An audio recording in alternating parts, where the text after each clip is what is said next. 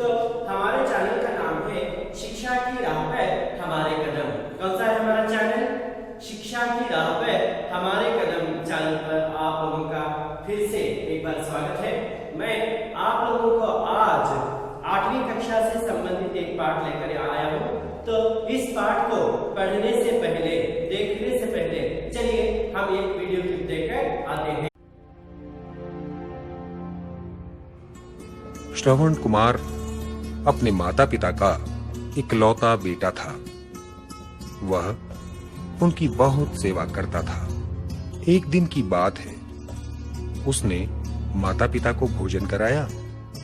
जब वे आराम करने लगे तो वह उनके पैर दबाने लगा। बातचीत होने लगी। उसने कहा, आज कुछ लोग तीरथ को जा रहे थे। वे भजन गाने में मग्न थे। उन्हें अपनी भी सुध-बुध न थी। बूढ़े पिता ने कहा, काश हमारी भी आंखें होती, हम भी तीरथ करने जाते।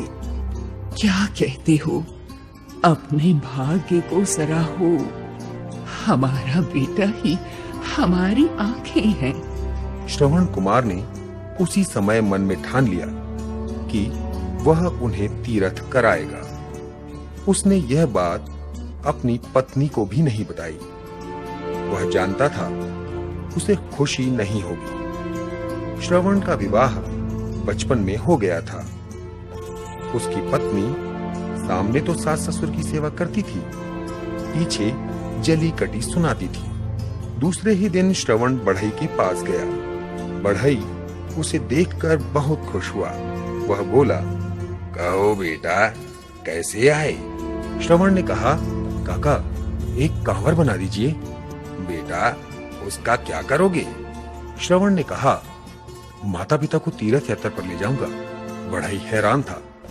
रास्ते बड़े कठिन होंगे, अकेले कैसे ले जाओगे? आप चिंता न करें, आपकी दुआएं चाहिए। बताइए कांवर कब तक बना देंगे? श्रवण ने बहुत जिद की। बढ़ई को झुकना ही पड़ा। ठीक है, कल शाम को ले जाना। श्रवण घर आया। उसने जाने की तैयारी शुरू की। सोचा, माता पिता को कोई परेशानी नहीं होनी चाहिए। शाम को जाकर वह कांवर ले आया। उसने पत्नी को तीरथ पर जाने की बात बताई। उसने कहा, वह कल तड़के ही निकल जाएगा। फिर बूढ़े माता पिता को भी बताया। दोनों ने बहुत मना किया। श्रवण ने कहा, राह में आपको कोई तकलीफ न होगी। दूसरे दिन वह तड़के ही उठा, माता पिता को कांवड़ पर बैठाया और चल पड़ा। सारा गांव उमड़ पड़ा। सब मन ही मन उसे आशीष दे रहे थे। राह में जो भी देखता उसकी आंखें भर आती। कई महीने बीत गए। श्रवण दिन भर माता पिता को लेकर यात्रा करता और रात को थकान मिटाता। एक दिन वह घनघोर जंगल से निकल रहा था। पक्षियों की आवाज उसे बड़ी भरी लग रही थी। चलते चलते रात हो गई। उसने कांवड़ रख दी। तीनों लेट गए।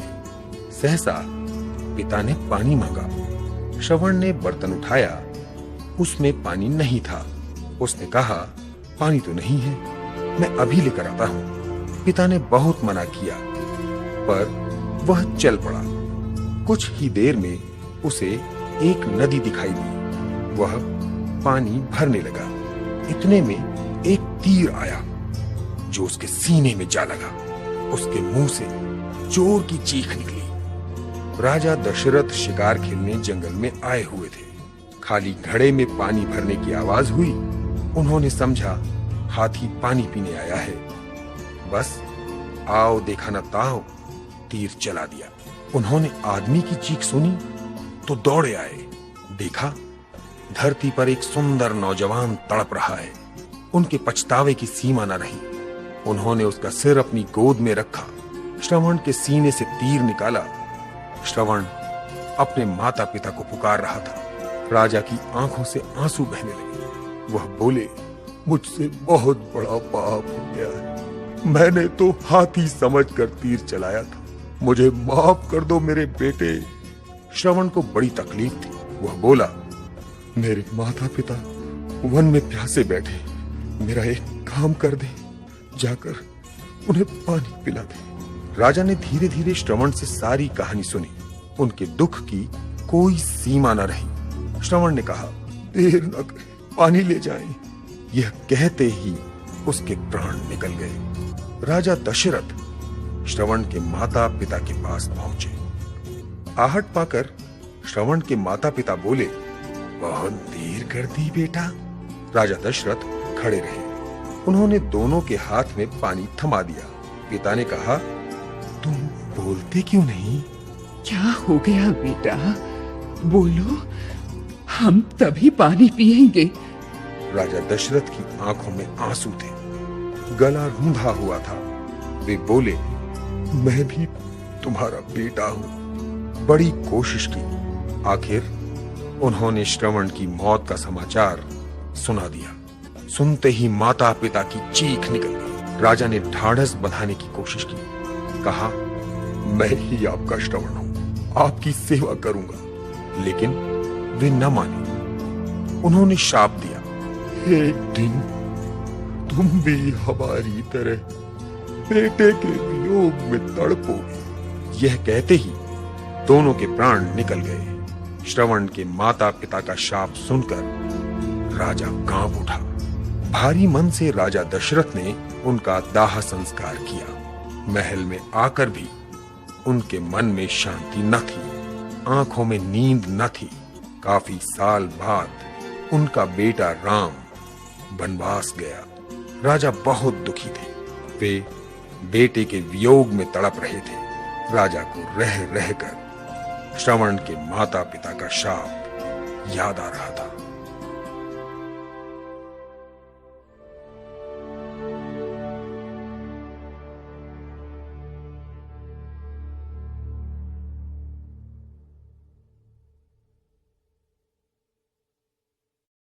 हाँ, तो फिर छात्रों, हम लोगों ने एक वीडियो क्लिप यहाँ पे देखा है ना। तो क्या जानकारी मिली आपको? हाँ, किसका था ये? श्रवण कुमार, जो पितृभक्ति के लिए बहुत ही है ना फेमस है। तो उसके बारे में हमने यहाँ पे देखा। तो यह कहानी से प्रभावित एक महान व्यक्ति है।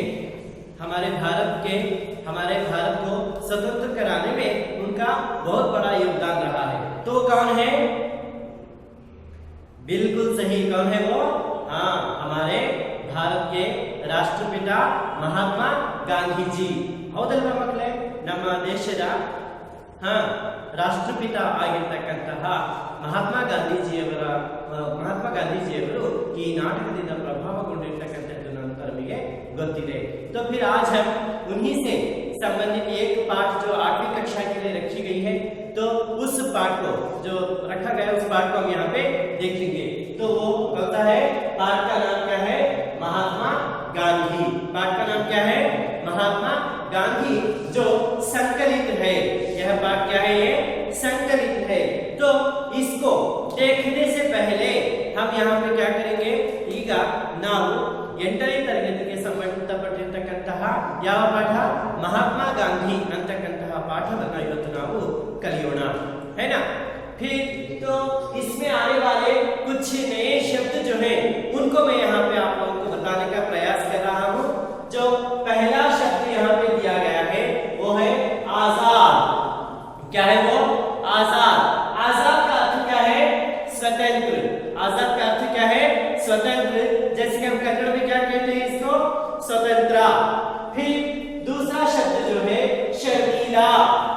क्या है? शर्मीला। तो इसका अर्थ है लज्जाशील। क्या है वो? लज्जाशील। जैसे हम कन्नड़ में कहते हैं नाचिकेय स्वभावउल्ल, नाचिकेय स्वभावउल्ल। फिर तीसरा जो शब्द है यहाँ पे सताना। सताना का अर्थ है यहाँ पे तंग करना। सताना शब्द का अर्थ क्या है? तंग करना। हिंसिसुವುದು, ತೊಂದರೆಯನ್ನ ಕೊಡ್ತಕ್ಕಂತಹದ್ದು, है ना। फिर चौथा जो शब्द है झूठ। चौथा क्या है? झूठ। तो इसको हम हिंदी में क्या असत्य कहते हैं, असत्य। तो कन्नड़ में भी असत्य बोलते हैं, है ना। और क्या है शब्द इसका? हाँ, क्या है वो? सुल्लू। फिर पांचवा शब्द है यहाँ पे निरीक्षण। पांचवा शब्द क्या है? निरीक्षण। निरीक्षण का अर्थ है जांच। जांच का अर्थ है तपासने। जांच का अर्थ क्या है? तपासने ना माटकतहल्लु। फिर छठा शब्द है यहाँ पे हिज्जे। क्या है वो? हिज्जे का अर्थ है यहाँ पे वर्तनी। वर्तनी जैसे कि हम कन्नड़ में बोलते हैं स्पेलिंग, अंग्रेजी में क्या कहेंगे? स्पेलिंग। जैसे कि कन्नड़ में कागुणित दोषा होते हैं ना, कागुणित का जो दोषा होता है वो हिज्जे, कागुणिता इसको कहेंगे। फिर सातवां जो शब्द है इशारा। इशारे का अर्थ है संकेत। इशारे का अर्थ क्या है? संकेत। ना ಹೇಳ್ತೀವಲ್ವಾ? ಸನ್ನೆಯನ್ನು ಮಾಡತಕ್ಕಂತಹದ್ದು ಅಂತ ಹೇಳ್ತೀವಿ ನಾವು। फिर आठवां शब्द है ठीक। आठवां शब्द क्या है? ठीक। तो इसका अर्थ है सही, सरियादा। फिर नौवां शब्द है यहाँ पे क्या है? ये बुद्धू। क्या है? बुद्धू। तो इसका अर्थ है मूर्ख। कन्नड़ में भी हम क्या कहते हैं इसको? मूर्खा। फिर 10वां शब्द है संकट। 10वां क्या है? संकट। तो इसका अर्थ है कष्ट। कन्नड़ में भी हम इसको संकट अथवा कष्ट बोलते हैं। फिर 11वां शब्द है कर्ज। 11वां क्या है? कर्ज। कर्ज का अर्थ है ऋण। कर्ज का अर्थ क्या है? ऋण। यानी कि कन्नड़ में साला। कन्नड़ में साला और अंग्रेजी में बारो बोलते हैं ना। फिर 12वां शब्द है सोना। सोना यहाँ पे धातु। सोना यहाँ पे धातु है, क्रिया नहीं है। सोना क्रिया में हो गया तो सो जाना, लेकिन यहाँ पे धातु है तो ये है स्वर्ण। यानी कन्नड़ में हम बोलते हैं बंगारा, कनका, है ना। 13वां शब्द है माफी। माफी का अर्थ क्या है? क्षमा। माफी का अर्थ क्या है? क्षमा। तो कन्नड़ में भी हम बोलते हैं क्षमे। फिर 14वां शब्द है हिम्मत। 14वां शब्द क्या है? हिम्मत। तो इसका अर्थ है धैर्य। क्या है इसका अर्थ? धैर्य, जो कन्नड़ में भी हम बोलते हैं धैर्य। 15वां शब्द है सजा। सजा यानी कि दंड। सजा यानी कि दंड। जैसे कि हम कन्नड़ में कहते हैं शिक्षे। क्या बोलते हैं उसको? शिक्षे। फिर 16वां शब्द है यहाँ पे आदर। 16वां शब्द क्या है? आदर। तो इसका अर्थ है अभ्यास। जैसे कि हम कन्नड़ में अभ्यासा, रूढ़ी बोलते हैं ना। हाँ, तो अंत में जो शब्द है यहाँ पे आंसू। आंसू का अर्थ है यहाँ पे अश्रु। जैसे कि हम कन्नड़ में इसको कहते हैं कन्नीरू। हाँ, तो हम इस पाठ को देखने से पहले इसके शब्दार्थों को हमने यहाँ पे जान लिया। ಪಾಠವನ್ನ ಕೇಳೋದಕ್ಕಿಂತ ಮುಂಚೆ ನಾವು ಇದರಲ್ಲಿ ಬರ್ತಕ್ಕಂತ ಹೊಸ ಶಬ್ದಗಳ ಅರ್ಥವನ್ನ ತಿಳಿದುಕೊಂಡ್ವಿ ಅಲ್ವಾ ಮಕ್ಕಳೇ? हाँ छात्रों, तो फिर हम लोगों ने अब यहाँ पे क्या देखा?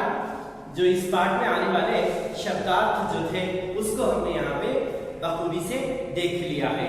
अब हम देखते हैं कि इस पाठ को किस तरीके से पढ़ा जाता है। आप अपनी अपनी किताबों में देख लीजिएगा, मैं पाठ पढ़ते जाता हूँ, देखिएगा। पाठ का नाम है महात्मा गांधी। यह पाठ संकलित है। महात्मा गांधी महान पुरुष थे। सारे देश ने उन्हें राष्ट्रपिता माना। उन्हीं के प्रयत्न से भारत आजाद हुआ। वे त्याग और तपस्या की मूर्ति थे। धैर्य उनके प्राण था। और सत्य उनकी आत्मा। बालक मोहनदास करमचंद गांधी शर्मीले स्वभाव के थे। ठीक समय पर स्कूल जाते और घंटे बजते ही घर चलते। उन्हें काम से काम था। कभी उन्होंने किसी को नहीं सताया, कभी झूठ नहीं बोले, है ना। हाँ, तो फिर छात्रों पाठ को इस तरीके से पढ़ा जाता है। अब मैं इस पाठ का जो अगला भाग है क्या है वो मैं इस पाठ को आपको समझाने का प्रयास कर रहा हूँ, उसको देख लीजिएगा। महात्मा गांधी जी कैसे पुरुष थे, मैंने क्या बताया। महात्मा गांधी जी एक महान पुरुष थे। महात्मा गांधी जी ಒಬ್ಬ महान पुरुषरागिದ್ದರು। और सारे देश, हमारा जो भारत देश है, सारे देश के लोग वे किस नाम से पुकारते थे, राष्ट्रपिता, राष्ट्रपिता कहकर पुकारते थे। और बापू कहते हैं, प्यार से उनको बापू बोलते हैं। और हमारे राष्ट्र के सम्मानार्थ उनको हम क्या बोलते हैं, राष्ट्रपिता कहते हैं। ಎಲ್ಲರೂ ಕೂಡ ಪ್ರೀತಿಯಿಂದ ಅವರನ್ನ ಬಾಪು ಅಥವಾ ಬಾಪೂಜಿ ಅಂತ ಕರೆಯೋದ್ರ ಜೊತೆ ಜೊತೆಗೆ ನಮ್ಮ ರಾಷ್ಟ್ರದ ಹೆಮ್ಮೆಗೋಸ್ಕರ ನಾವು ಅವರಿಗೆ ರಾಷ್ಟ್ರಪಿತ ಅಂತಕ್ಕಂಥ ಒಂದು ಹೆಸರಿನನ್ನು ಕೂಡ ಕರೀತೇವೆ। उन्होंने प्रयत्न, उन्हीं के प्रयत्न से भारत आजाद हुआ। ಅವರ ಪ್ರಯತ್ನದಿಂದ, ಅವರ ಪರಿಶ್ರಮದಿಂದ, इनके परिश्रम से हमारा भारत आजाद हुआ। ನಮ್ಮ ಭಾರತ ಏನಾಯಿತು, ಸ್ವತಂತ್ರಗೊಂಡು। वे त्याग और तपस्या की मूर्ति थे। ಅವರು ತ್ಯಾಗ ಮತ್ತೆ ತಪಸ್ಯ ಈ ಎರಡು ಅಂಶಗಳ मूर्ति, साकार मूर्तियವರು ಆಗಿರುವೆ। त्याग और तपस्या के मूर्ति थे। तो देखिएगा उनका प्राण और आत्मा क्या थे, उनका प्राण क्या था और आत्मा क्या थी। तो धर्म ही उनका प्राण था और क्या है, सत्य उनकी आत्मा थी। ಅವರಿಗೆ ಪ್ರಾಣ ಅಂತಕ್ಕಂತಹದ್ದು ಧರ್ಮ ಆಗಿದ್ರೆ ಮತ್ತೆ ಅವರ ಆತ್ಮ ಅಂತಕ್ಕಂತಹದ್ದು ಸತ್ಯ ಅಂತಕ್ಕಂತಹ ಒಂದು ಅಂಶ ಆಗಿತ್ತು। बालक मोहनदास करमचंद गांधी शर्मीले स्वभाव के थे। गांधी जी का पूरा नाम क्या है, मोहनदास करमचंद गांधी। ಇವರ ಪೂರ್ಣ ಹೆಸರು ಮೋಹನದಾಸ್ ಕರಮಚಂದ ಗಾಂಧಿ। ಇವರು ತುಂಬನೇ ನಾಚಿಕೆಯ ಸ್ವಭಾವವುಳ್ಳವರು, ಶರ್ಮಿಲೆ स्वभाव के थे, है ना। ठीक समय पर स्कूल जाते और घंटे बजते ही घर चलते। ಸರಿಯಾದ ಸಮಯಕ್ಕೆ ಏನು ಮಾಡ್ತಾ ಇದ್ರು, ಅವರು ಶಾಲೆ ಹೋಗ್ತಾ ಇದ್ರು ಮತ್ತೆ ಗಂಟೆ ಬಾರಿಸಿದ ತಕ್ಷಣ ಮನೆಗೆ ಅವರು ವಾಪಸ್ ಬರ್ತಾ ಇದ್ರು, घर ये वापस लौट आते थे। उन्हें काम से काम था, उन्हें काम से काम था। दूसरी जगह वो किसी के बारे में नहीं सोचते थे, सिर्फ उनके काम से वो अपना मतलब रखा करते थे। तब ಕೆಲಸದ ಬಗ್ಗೆ ಮಾತ್ರ ಯೋಚನೆ ಮಾಡ್ತಾ ಇದ್ರು। कभी उन्होंने किसी को नहीं सताया, ಯಾವರಿಗೂ ಕೂಡ ಅವರು ಹಿಂಸೆಯನ್ನ ಕೊಟ್ಟಿಲ್ಲ, किसी को नहीं सताते थे। कभी झूठ नहीं बोले, हमेशा सच बोला करते थे। ಯಾವಾಗಲೂ ಕೂಡ ಸತ್ಯವನ್ನೇ ನುಡಿತಾ ಇದ್ರು, ಯಾವತ್ತೂ ಕೂಡ ಸುಳ್ಳನ್ನ ಅವರು ಹೇಳಿರಲಿಲ್ಲ। समझ गए ना। हाँ, तो फिर ये देखिए, आपने गांधी जी का चित्र देखा है गांधी जयंती में, है ना। गांधी जी का चित्र देखा है ना। हाँ, फिर ये एक दिन की बात है, एक दिन की घटना यहाँ पे बता रहे हैं। क्या है वो, शिक्षा विभाग के अधिकारी स्कूल के निरीक्षण के लिए आए। शालेय इंस्पेक्शन तपासणೆಗೆ ಒಬ್ಬ ಆಫೀಸರ್ ಸ್ಕೂಲ್ಗೆ ಬಂದರು। उन्होंने अंग्रेजी में 5 शब्द लिखवाए। कितने शब्द लिखवाए, जैसे कि बोलते हैं डिक्टेशन, उक्त लेखन लिखाते हैं, तो 5 शब्द उन्होंने यहाँ पे लिखाए हैं। तो उनमें से एक शब्द था कैटल। क्या था वो शब्द का नाम, कैटल था। हाँ, बालक गांधी ने इसके हिज्जे गलत लिखे थे। गांधी जी ने क्या किया, उसके जो हिज्जे थे, उसके जो स्पेलिंग्स थे, कागज था, वो गलत लिखा था। तो उनके मास्टर जी जो थे वो उनको क्या कर रहे थे, इशारा कर रहे थे, पास से देखो, ऐसे वो इशारा कर रहे थे, सन्ने मारता है। लेकिन गांधी जी ने ऐसा नहीं किया। गांधी जी ने ऐसा नहीं, क्यों नहीं किया, क्योंकि वो सत्य के राह पर चलने वाले थे, ಸತ್ಯದ ಮಾರ್ಗದಲ್ಲಿ ನಡೀತಕ್ಕಂಥವರು ಅವರು ಆಗಿದ್ರು। ಹಾಗಾಗಿ ಅವರು ಆ ರೀತಿಯಾಗಿ ಮಾಡಲೇ ಇಲ್ಲ। तो फिर देखिएगा, हाँ, किंतु हिज्जे की गलती के कारण मोहन को बुद्धू माना गया। तो जब वो गलत लिखा तो सब उसको मूर्ख यानी कि बुद्धू बुद्धू कहने लगे, लेकिन उन्हें बुरा नहीं लगा। क्यों बुरा नहीं लगा, उनको खुशी थी, जितना मुझे आता था सिर्फ उतना ही मैंने लिखा।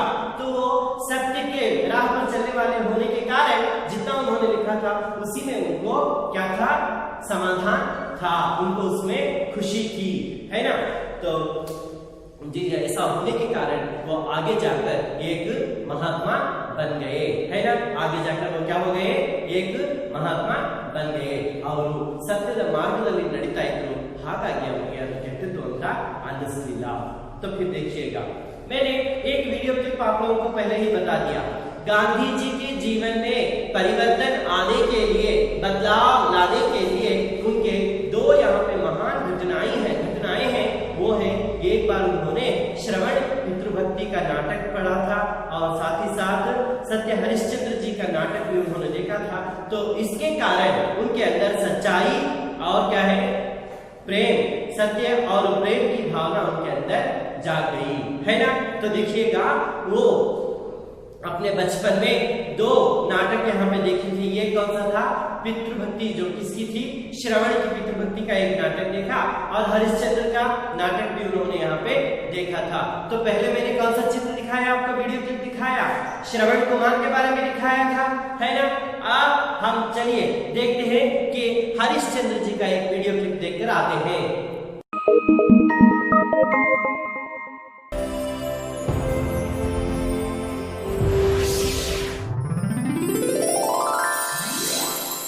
राजा हरिश्चंद्र की कथा। राजा हरिश्चंद्र अयोध्या के राजा थे। वो भगवान पर श्रद्धा रखने वाले एक सत्यवादी महान राजा थे। उनकी पत्नी तारामती थी एवं उनके एक पुत्र था रोहिताश्व।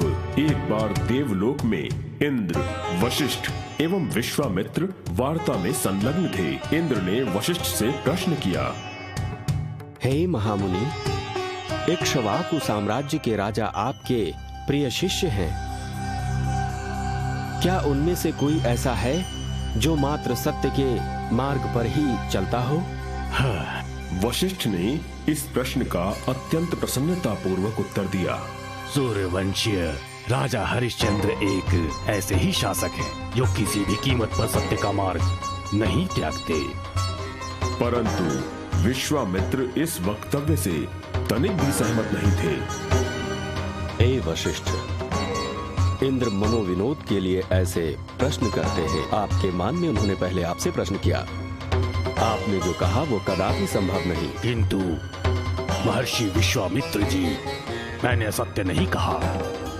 आपने असत्य कहा। किसी भी मानव हेतु यह कार्य असंभव है। दोनों महर्षियों में वाक युद्ध छिड़ गया। विवाद जैसे ही पराकाष्ठा पर पहुंचा, महर्षि विश्वामित्र ने क्रोधवश एक घोषणा की। वशिष्ठ जी, यदि मैंने आपकी बात असिद्ध न कर दिखाई तो मैं अपना नाम बदल दूंगा। उनकी गर्जना ऐसी थी जैसे विद्युत कड़क रही हो। वो सभागृह से उठकर चले गए। देवलोक से वो धरती पर अपने आश्रम पहुंचे। उन्होंने राजा हरिश्चंद्र को मिथ्यावादी सिद्ध करने की योजना बनानी प्रारंभ कर दी। विस्तार पूर्वक विचार करने के पश्चात उन्हें प्रतीत हुआ कि ये कार्य उतना सरल नहीं है जितना वे सोचते थे। कुछ समय पश्चात राजा हरिश्चंद्र ने दान पुण्य का कार्य किया, जिसमें भारी मात्रा में स्वर्ण दान किया जाना था। विश्वामित्र को वशिष्ठ के चले जाने की प्रतीक्षा थी। तब उन्होंने राजा हरिश्चंद्र से भेंट की। राजा ने उनका सम्मान पूर्वक सत्कार किया तथा उनसे महल में आने का प्रयोजन पूछा। आपका स्वागत है महामुनि। आपके आने का क्या प्रयोजन है? मुझे दान चाहिए। हरिश्चंद्र उन्हें कुछ भी देने के लिए तैयार थे। हे राजन, मुझे स्वर्ण चाहिए। इतना स्वर्ण चाहिए जितना कि विश्वामित्र का वक्तव्य समाप्त होने के पूर्व ही हरिश्चंद्र ने बिना विचार किए उत्तर दिया। मुझे प्रसन्नता होगी महामुनि। वो कोषागृह में है, आप ले जा सकते हैं। विश्वामित्र को ऐसे उत्तर की अपेक्षा नहीं थी। ये उनकी प्रथम पराजय थी। अपनी निराशा को प्रदर्शित न करते हुए उन्होंने कहा, राजन, कोष में जो कुछ भी होगा आवश्यकता पड़ने पर ले जाऊंगा। उन्हें सम्मान मिला तथा वो अपने आश्रम लौट गए। एक दिन राजा हरिश्चंद्र अपने आखेट के लिए निकले हुए थे। विश्वामित्र को ये ज्ञात होते ही वे राजा से पूर्व वन में पहुंचकर तपस्या करने बैठ गए। जब राजा वहां से निकले तब विश्वामित्र ने स्त्री के विलाप स्वर का भ्रम उत्पन्न किया। अरे कोई रक्षा करो, कोई तो मेरी रक्षा करो। मंत्री जी, क्या आपने विलाप सुना? जी। चलिए देखते हैं किसे मदद चाहिए। ये कहते हुए वो उस दिशा में दौड़ पड़े जिधर से विलाप के स्वर आ रहे थे। मंत्रियों तथा अन्य लोगों ने उनका अनुसरण किया। इस हलचल से महर्षि की तपस्या में विघ्न उत्पन्न हुआ। राजा अपराध बोध से ग्रस्त हो गए। हे मुनिवर, कृपया मुझे क्षमा करें, मैंने आपके तप में बाधा डाली। इसके पश्चाताप हेतु मैं आपको अपना राज्य देता हूँ। क्या तुम्हारे शब्द भावहीन हैं? संभवतः ये शीघ्रतावश बोले गए हैं। मुनिवर, मैंने पूर्ण रूप से सोच समझकर ही कहा है। मैं वचन देता हूँ आपको। ठीक है, परंतु तुम्हें एक बात बता दूं, तुम पूर्व से ही मेरे ऋणी हो। स्वर्ण देने का वचन देकर भी वो तुम्हारे पास है। मुझे स्मरण है। हे विश्वामित्र, आप जब भी चाहें मैं उसे आपको दे दूंगा। ठीक है, राजधानी वापस जाओ। स्वर्ण सहित अपना राज्य मुझे देने की तैयारी करो। राजा हरिश्चंद्र सहर्ष वहां से चले गए।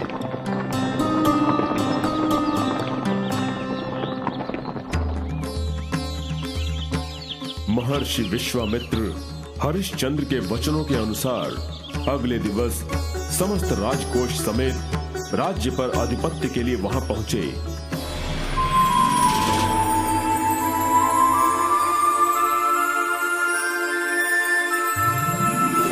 राज्य से बहिर्गमन।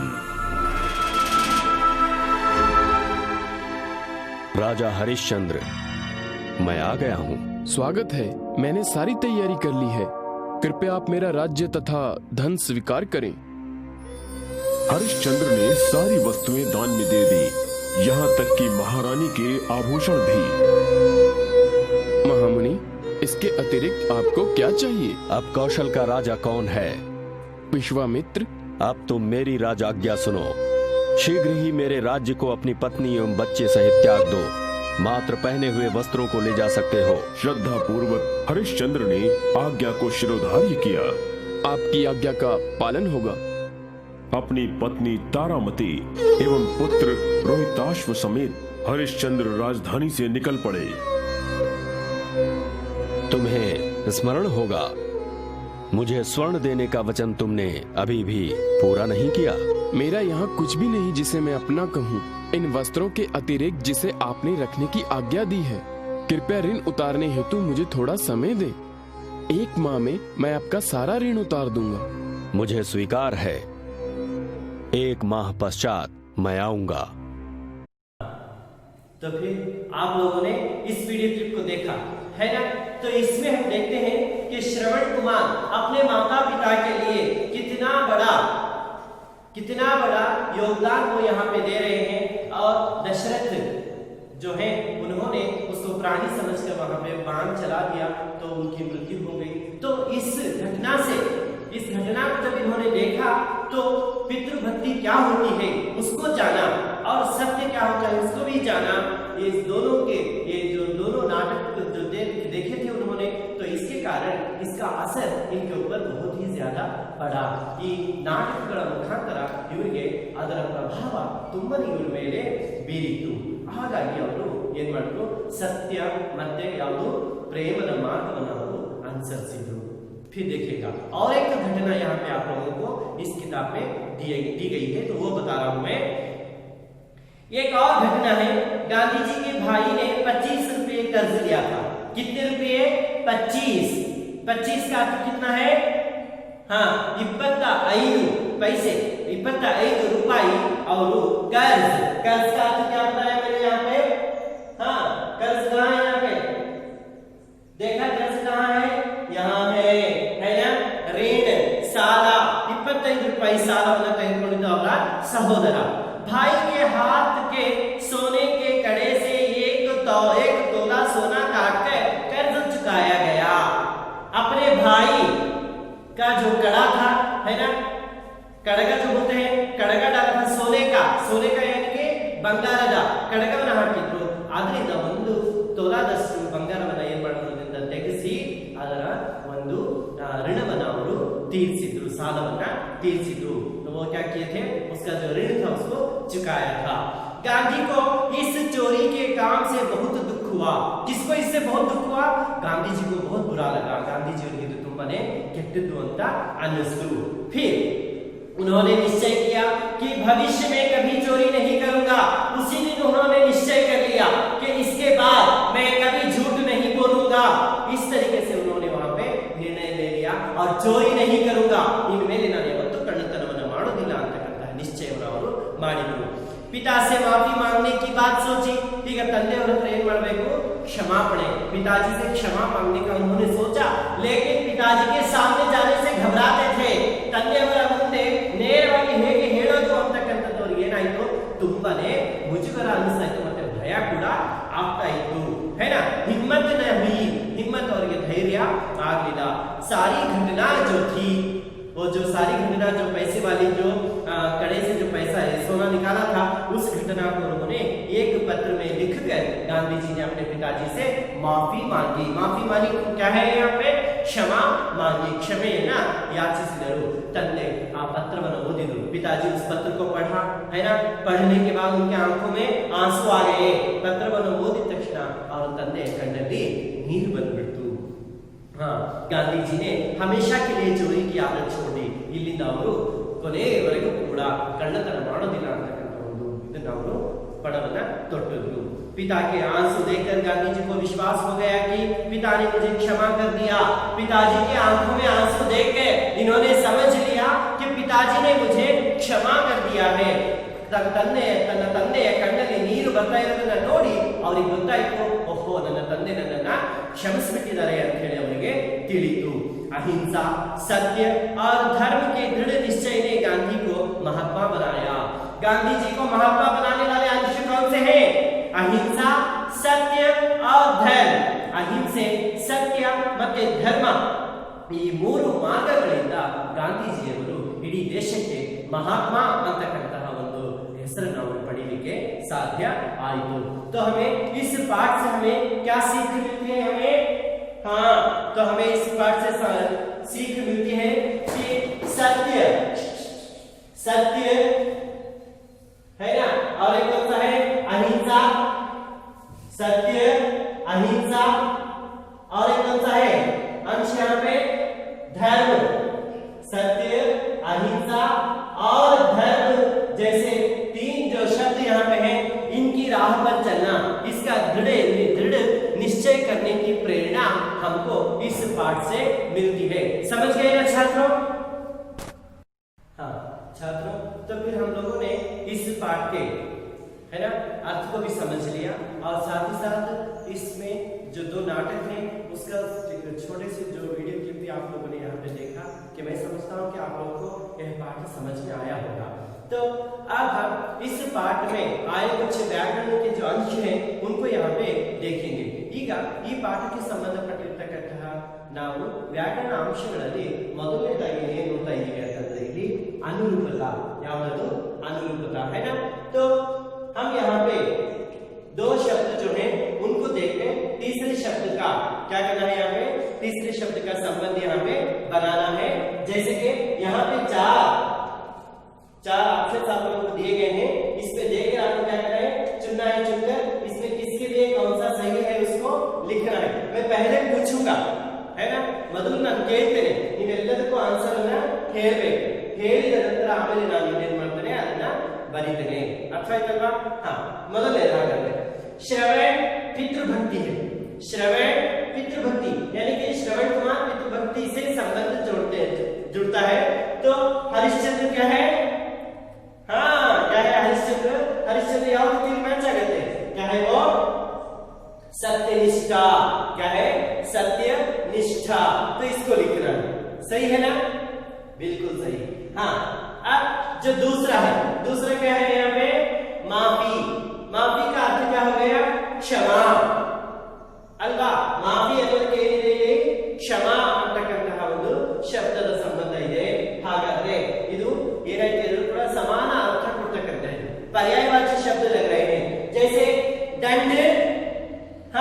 दंड के लिए क्या पाठ के अंदर क्या आया है? हाँ, क्या है वो? सजा। तो यहाँ पे दूसरा क्या लिखना है? यहाँ पे सजा लिखनी है, सही है ना? हाँ, आगे मूर्णे तिरंगा झंडा राष्ट्र ध्वज है। जो हमारा राष्ट्र ध्वज है वो क्या है? वो तिरंगा झंडा है। देखिए आप तिरंगा झंडा है ना, ये देखिए, हाँ ये है तिरंगा झंडा। तो तिरंगा झंडा यहाँ पे है तो वो राष्ट्र ध्वज कहलाता है। तो गांधी जी क्या है? गांधी जी, हाँ क्या लिखना है वहां पे? राष्ट्रपिता। यहाँ पे क्या लिखा जाएगा? राष्ट्रपिता लिखेंगे हम, सही है ना? फिर चौथा है यहाँ पे सच्चाई सम्मान दिलाती है। सच्चाई हमें क्या दिलाती है? सम्मान। सत्य ಅಂತ ಕನ್ನಡದ್ದು ನಮಗೆ ಯಾವಾಗಲೂ सम्मान ಅಂದ್ರೆ ಗೌರವವನ್ನ ತಂದುಕೊಡುತ್ತೆ। ಹಾಗಾದ್ರೆ चोरी का अर्थ क्या है? कಳ್ಳतನ। चोरी हमें क्या दिलाती है? जो यहाँ पे बचा है कौन सा? अपमान। चोरी करने से यहाँ पे अपमान सहना पड़ता है ना? सहना पड़ता है या नहीं? तो फिर मैं यहाँ पे इन शब्दों के जो उत्तर है यहाँ पे लिखूंगा, आप इसको लिख लीजिएगा। तो पहला हरिश्चंद्र के लिए क्या लिखना है यहाँ पे? सत्यनिष्ठा। क्या है वो? सत्यनिष्ठा। दूसरा क्या है यहाँ पे? माफी क्षमा। दंड सजा। दंड क्या है यहाँ पे? सजा। फिर तिरंगा झंडा है राष्ट्रध्वज और गांधी जी है यहाँ पे राष्ट्रपिता।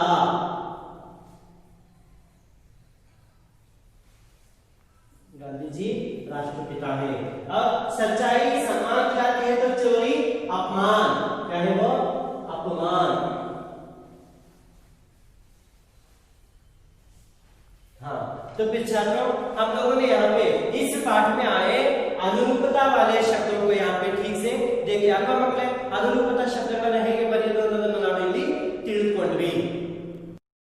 अब जो एक अक्षर हमने अनुरूपता वाला हम लोगों ने देखा, तो अब दूसरा है विलोम शब्द को कैसे यहाँ पे जोड़ना है। तो पहले एक यहाँ पे दिया गया है आजाद, तो यहाँ पे कुछ शब्द दिए गए हैं, तो उसमें विलोम कौन सा था? गुलाम। आजाद के लिए गुलाम यहाँ पे एक उदाहरण के तौर पे हमें दिया गया है। ಒಂದು ಉದಾಹರಣೆ ಇಲ್ಲಿ ನಮಗೆ ಆಜಾದ್ ಸ್ವತಂತ್ರ ಮತ್ತೆ ಇಲ್ಲಿ ಪರತಂತ್ರ ಅಥವಾ ಗುಲಾಮ ಅಂತಕ್ಕಂಥ ಒಂದು ಶಬ್ದವನ್ನು ಕೊಟ್ಟಿದ್ದಾರೆ, ಅದು ವಿಲೋಮ ಶಬ್ದವಾಗಿ ನಾವು बदली।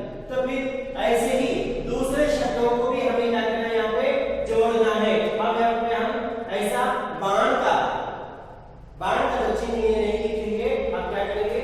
जो इसका सही उत्तर है वो यहाँ पे हम लिखते जाएंगे, सही है ना? ಇಲ್ಲಿ ಬಾಣದ ಗುರುತನ್ನು ನಾವು ಹಾಕುವುದಿಲ್ಲ। ಈಗ ಇಲ್ಲಿ ಏನು ಯಾವುದಕ್ಕೆ ವಿರುದ್ಧ ಪದ ಆಗುತ್ತೋ ಅದನ್ನ ಈಚೆ ಕಡೆಗೆ ಬರಿತಾ ಹೋಗೋಣ ಅಲ್ವಾ? हाँ, तो फिर दूसरा क्या है यहाँ पे? धैर्य। धैर्य के लिए कौन सा है यहाँ पे विलोम शब्द? कौन सा है? हाँ, कौन सा है वो? अधैर्य। तो कहाँ लिखा है वो? यहाँ पे अधर्म। धर्म अधैर्य। फिर तीसरा क्या है? सत्य। सत्य के लिए क्या लिखेंगे? सत्य। हाँ यहाँ है ना? क्या है वो? असत्य। तो इसके लिए क्या लिखेंगे? असत्य।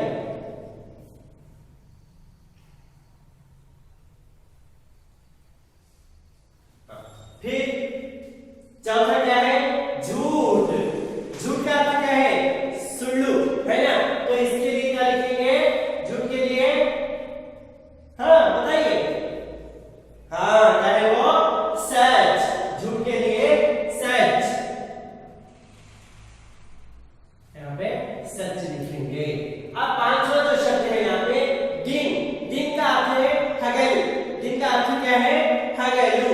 तो इसके लिए क्या लिखेंगे?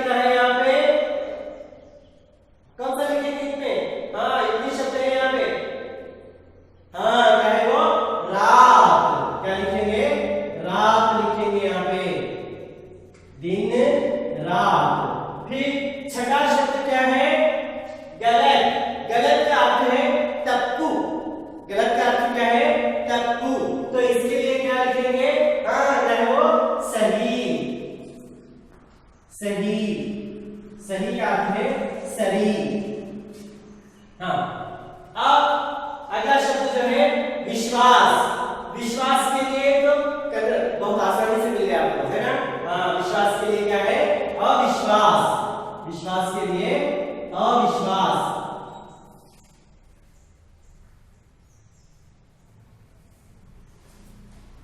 विश्वास अविश्वास हो गया। शैल, शैल मतलब है नाचते। शैल का स्वभाव क्या होता है? नाचते। तो इसके लिए क्या है? बेशैल। नाच के लिए दोनों मतलब एक तरह का, तो वो है बेशैल।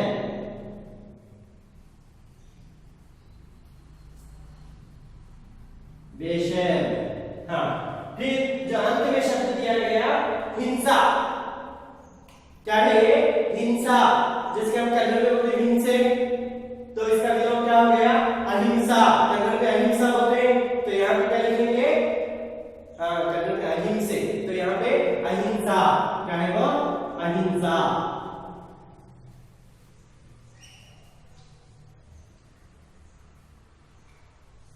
अहिंसा ये बन गया। तो देखिएगा, आज जो विलोम शब्द है उसका सही उत्तर हमने यहाँ पे लिखा है। तो पहला क्या है? आजाद, गुलाम, धैर्य, अधैर्य, सत्य, असत्य, झूठ, सच, दिन, रात, गलत, सही, विश्वास, अविश्वास, शैल, बेशैल, हिंसा, अहिंसा। तो यहाँ पे हमने विलोम शब्दों को जान लिया है। ಇದನ್ನು ನಮಗೀಗ ವಿಲೋಮ ಶಬ್ದಗಳು ಹೇಗೆ ಬರೆಯೋದು ಅಂತಕ್ಕಂಥದ್ದು ನಿಮಗೆ ಸಂಪೂರ್ಣವಾಗಿ ಗೊತ್ತಾಯಿತು। ಹಾಗಾದ್ರೆ ಮುಂದಿನ ಅಂಶ ಏನು ಅಂದ್ರೆ सही शब्द चुनकर लिखिए।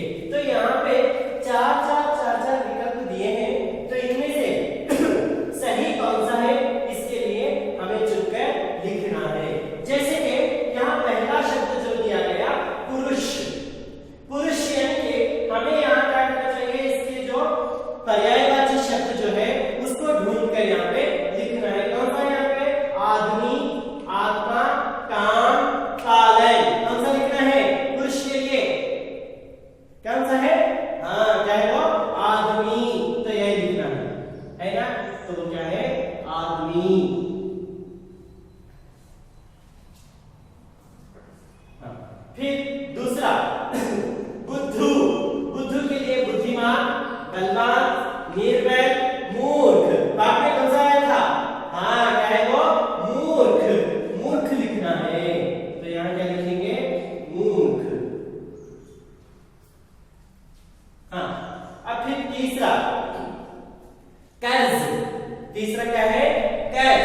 कर्ज के लिए यहाँ पे ऑप्शन दिए गए हैं काम, कर्म, ऋण, ऋषि। क्या है वो? साला। हाँ, क्या है? ऋण। ऋण लिखना है यहाँ पे, ऋण। हाँ, अगला शब्द क्या है? सोना। सोना का यहाँ पे पर्यायवाची शब्द ढूंढना है। चांद, चांदी, स्वर्ण, सवर्ण। कौन सा है? हाँ, क्या है वो? स्वर्ण। क्या है? स्वर्ण।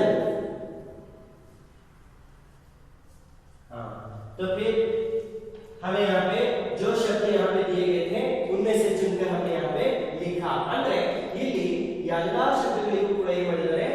ಸಮಾನಾರ್ಥಕ ಶಬ್ದಗಳನ್ನು ಕೊಟ್ಟಿದ್ದು ಅವುಗಳನ್ನ ಹೇಗೆ ಆಯ್ಕೆ ಮಾಡಿ ಬರೀಬೇಕು ಅಂತಕ್ಕಂಥದ್ದನ್ನ ನಾವು ಇವಾಗ ನೋಡಿದ್ವಿ ಅಲ್ವಾ। तो फिर छात्रों हमने क्या क्या देखा? यहाँ पे अनुरूपता वाले शब्द देखा है ना, विलोम शब्द भी देखा, और जो समान अर्थ वाले शब्दों को कैसे जो चार विकल्प दिए गए थे उसमें ढूंढकर लिखना भी हमने यहाँ पे देख लिया। तो अब अंत में हम देखते हैं कि प्रेरणार्थक शब्द को कैसे लिखते हैं। तो प्रेरणार्थक शब्दों के बारे में मैंने पहले ही आप लोगों को बता दिया है ना, पिछली कक्षा में। तो फिर देखिएगा यहाँ पे जो पहला एक उदाहरण दिया गया है, उदाहरण ये शब्द प्रथम प्रेरणार्थक रूप है, ये द्वितीय प्रेरणार्थक रूप है। प्रथम प्रेरणार्थक जैसे यहाँ पे चलना दिया गया, तो उसका द्वितीय क्या हो गया? चलाना। फिर द्वितीय क्या है यहाँ पे? चलवाना। प्रथम प्रेरणार्थक चलाना हो गया, तो द्वितीय क्या हो गया?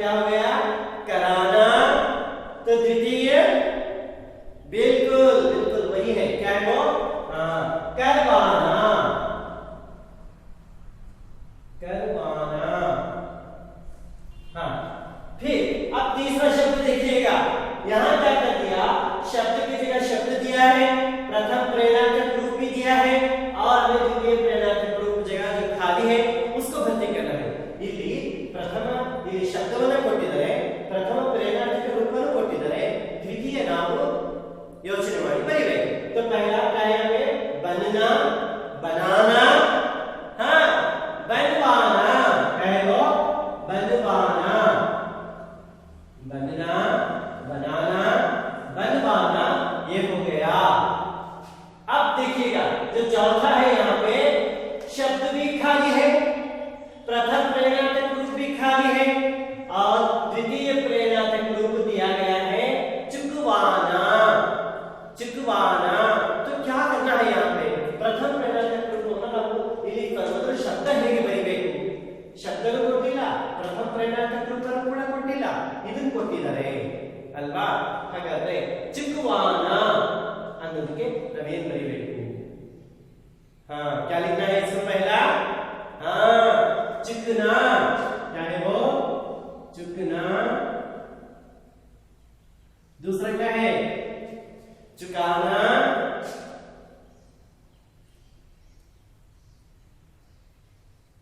चुकना, चुकाना, चुकवाना।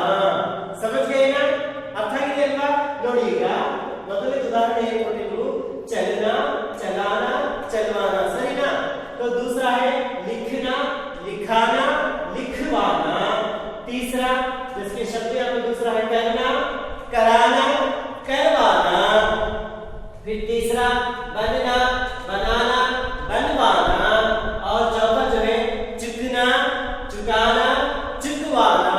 तो इस तरीके से जब प्रथम प्रेरणात्मक रूप या शब्द दिया जाता है इसका प्रथम प्रेरणात्मक रूप और द्वितीय प्रेरणात्मक रूप लिखने में हमें सक्षम होना चाहिए, हमारे अंदर उसकी क्षमता होनी चाहिए कि क्या सही लिखना है ना? तो ये हमने यहाँ पे समझ लिया। तो पूरे पाठ में हमने महात्मा गांधी जो पाठ यहाँ पे देखा कि इसके अंदर आने वाले व्याकरणाक्षरों को भी देखा और ये प्रथम प्रेरणात्मक क्रिया कैसे लिखा जाता है इसको भी देखा। तो अब अंत में मैं आप लोगों को ऐसे ही नहीं छोड़ूंगा, आप लोगों को एक काम दूंगा। क्या है वो काम? हाँ वो काम है गृह कार्य। आप लोगों को घर में जाकर मेरे लिए कुछ करना है। क्या करना है? जो प्रश्न मैं यहाँ पे देता हूँ उन प्रश्नों का उत्तर लिखना है। ನೀವು ಮನೆಗೆ ಹೋಗಿ ನಾನು ಕೊಟ್ಟಿರ್ತಕ್ಕಂತಹ ಕಾರ್ಯವನ್ನ ಗೃಹ ಕಾರ್ಯವನ್ನ ಚಾಚು ತಪ್ಪದೆ ಮಾಡಬೇಕು. ಮತ್ತೆ ನಾನು ಏನು ವ್ಯಾಕರಣದ ಅಂಶಗಳನ್ನ ಹೇಳಿದ್ದೀನೋ ಅವೆಲ್ಲವೂ ಕೂಡ ನೀಟಾಗಿ ನೀವು ಸ್ಪಷ್ಟವಾಗಿ ಏನು ವರ್ತನಿ ಗಲತ್ ನಾ ಕಟ್ಟೆ ಸ್ಪೆಲ್ಲಿಂಗ್ ಮಿಸ್ಟೇಕ್ ಮಾಡದೆ ನಾವು ಬರೀಬೇಕು ಅಲ್ವಾ? ಹಾಗಾದ್ರೆ ಪ್ರಶ್ನೆಗಳನ್ನು ನೋಡೋಣ। प्रश्नों को देखेंगे ना? तो फिर पहला प्रश्न है गांधी जी का स्वभाव कैसा था? गांधी जी वाला स्वभाव ಎಂತಹದ್ದು ಆಗಿತ್ತು?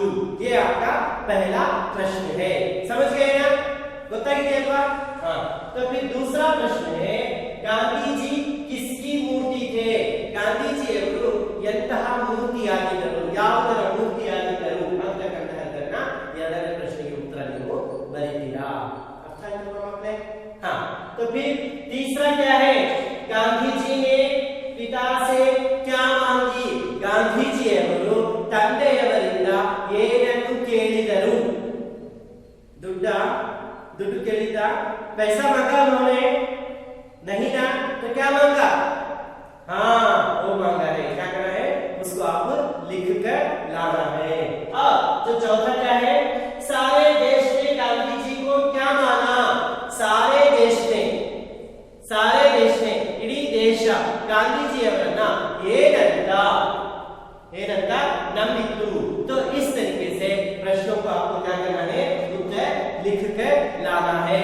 और इसके साथ साथ इतना सब पाठ को आप लोगों ने यहाँ पे महात्मा गांधी जी के बारे में जानकारी प्राप्त की और मैं समझता हूँ कि आप लोगों को यह पाठ बखूबी से समझ में आया होगा। ನಾನು ಮಾಡಿರ್ತಕ್ಕಂತಹ ಪಾಠ ನಿಮಗೆಲ್ಲರಿಗೂ ಕೂಡ ಅರ್ಥ ಆಗಿದೆ ಅಂತ ನಾನು ಅಂದ್ಕೊಳ್ತೇನೆ। ಹಾಗೆ ನಮ್ಮ ಚಾನೆಲ್ ಹೆಸರೇನು ಹಾಗಾದ್ರೆ ಶಿಕ್ಷಾ ಕಿ ರಾಹ್ ಪೆ ಹಮಾರೆ ಕದಮ್, ಇದು ನಮ್ಮ ಚಾನೆಲ್ ಹೆಸರು। ನಾವು ತಾವೆಲ್ಲರೂ ಕೂಡ ಇದನ್ನ ಸಬ್ಸ್ಕ್ರೈಬ್ ಮಾಡಬೇಕು, शेयर ಮಾಡಬೇಕು ಮತ್ತೆ लाइक ಮಾಡಬೇಕು। क्या करेंगे आप? इसको सब्सक्राइब करेंगे, शेयर करेंगे और लाइक करेंगे।